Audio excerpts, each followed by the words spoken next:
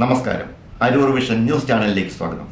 Aroor rotary ക്ലബിൻ്റെ ഈ വർഷത്തെ ഇൻസ്റ്റലേഷൻ സെറിമണി നടന്നു.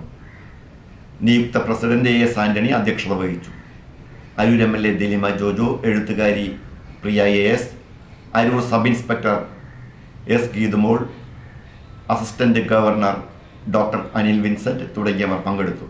വാർത്തകൾ വിശദമായി. അരൂർ റോട്ടറി ക്ലബിൻ്റെ പുതിയ ഭാരവാഹികളുടെ ഇൻസ്റ്റലേഷൻ സെറിമണി നടന്നു. അരൂർ റോട്ടറി ക്ലബ്ബ് ഹാളിൽ നടന്ന ചടങ്ങിൽ നിയുക്ത പ്രസിഡന്റ് AS ആന്റണി അധ്യക്ഷത വഹിച്ചു. അരൂർ MLA ദിലിമ ജോജോ മുഖ്യാതിഥിയായിരുന്നു. വിശിഷ്ടാതിഥിയായി എഴുത്തുകാരി പ്രിയ AS പങ്കെടുത്തു. Rotary assistant governor doctor Anil Vincent, സ്ഥാനമൊഴിയുന്ന president KP Ambujakshan, secretary Dileesh Kumar, Aroor police station sub inspector S Geethumol, Rotary club treasurer TP Ajas തുടങ്ങിയവർ സംസാരിച്ചു. മുൻ പ്രസിഡന്റ് റൊട്ടേറിയൻ റെജു ജോർജ് സ്വാഗതം ആശംസിച്ചു. പുതുതായി 6 പേർ റൊട്ടേറിയന്മാരായി അംഗത്വമെടുത്തു.